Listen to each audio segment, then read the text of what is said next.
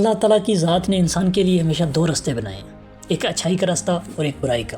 تو ہم جب نماز پڑھتے ہیں نا تو اس میں ہم ایک چیز مانگتے ہیں کہ اے اللہ ہمیں ان لوگوں کے راستے پہ لگانا جنہیں تم نے نعمتیں بخشیں۔ تو وہ کون لوگ تھے؟ وہ انبیاء کرام تھے۔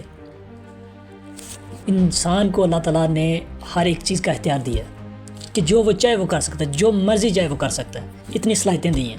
اچھائی کا اختیار بھی دیا ہے، برائی کا بھی اختیار دیا ہے۔ پھر ہم اس کے باوجود یہ کہیں کہ ہماری تقدیر میں کچھ ایسا لکھا ہے، تو تقدیر میں کچھ برا نہیں لکھا۔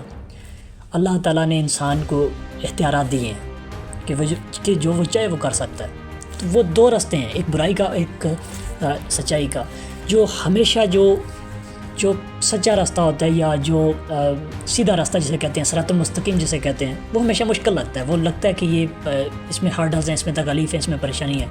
اور جو آسان راستہ ہے وہ برائی کا ہے، جو بڑے جس میں ہم کہتے ہیں کہ جی اس میں بڑا شارٹ کٹ ہے، یہ بڑا ایزی ہے یا بڑا آسان ہے۔ یہ بڑی ایک حقیقت ہے کہ ہم جو بھی ایک برائی ہے نا، اس کا راستہ جو ہے وہ بڑا آسان ہوتا ہے، وہ ایک شارٹ کٹ ہوتا ہے۔ وہ ایک انسان کو ایسا لگتا ہے جیسے یہ بالکل آسان ہے، یہ ایزی ہے، یہ میں بڑی جلدی کر لوں گا۔ اور جو دوسرا راستہ ہے جو بڑا مشکل اور بڑا ایک طویل لگ رہا ہوتا ہے کہ یہ ہو سکتا ہے ختم ہی نہ ہو، یا ہم اس پہ چل کے اپنی منزل کو حاصل نہ کر سکیں۔ تو یہ دو فرق رکھے اللہ تعالیٰ نے۔ تو اس کے بعد بھی اگر ہم اپنے شکوہ کرتے ہیں نا، وہ کسی پنجابی شاعر نے بڑا خوب شعر لکھا ہے کہ بے ہمتے نے جو شکوہ کرن مقدراں دا، بے ہمتے نے جو شکوہ کرن مقدراں دا، اگن والے اگے جاندے نے پاڑ کے سینہ پتھراں دا۔ تو کرنے والوں کے لیے کوئی مشکل نہیں ہے۔ کوئی بھی کام ہے نا، کوئی بھی فیلڈ ہے، اس میں دو راستے ہوتے ہیں، ایک اچھائی کا، ایک برائی کا۔ تو یہ ہم پہ ڈیپینڈ کرتا ہے۔ اللہ تعالیٰ نے ہمیں یہ اس چیز کا اختیار دیا ہوا ہے کہ ہم اچھائی کو چوز کریں یا برائی کو چوز کرتے ہیں۔ ایک میں مثال دیتا ہوں کہ اگر ہم کسی چوک میں جاتے ہیں نا، اس کے 4 راستے ہوتے ہیں، ٹھیک ہے؟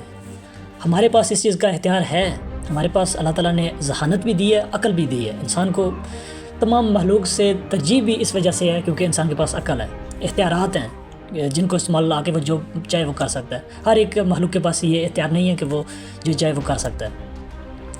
تو جب ہم ایک کسی چوک میں کھڑے ہوتے ہیں تو ہمارے پاس 4 راستے ہیں، ابھی وہ ہماری ذہانت اور عقل اس چیز پر ڈپینڈ کرتی ہے کہ ہم کسے چوز کرتے ہیں۔ اگر ہم کسی نگیٹیوٹی کی طرف جاتے ہیں تو ہم کبھی بھی تقدیر پہ بلیم نہیں کر سکتے کہ ہماری تقدیر میں کچھ برا لکھا ہے، ہماری قسمت جو ہے وہ بری ہے، یا ہماری نصیب جو ہے وہ کچھ ایسے لکھے ہیں۔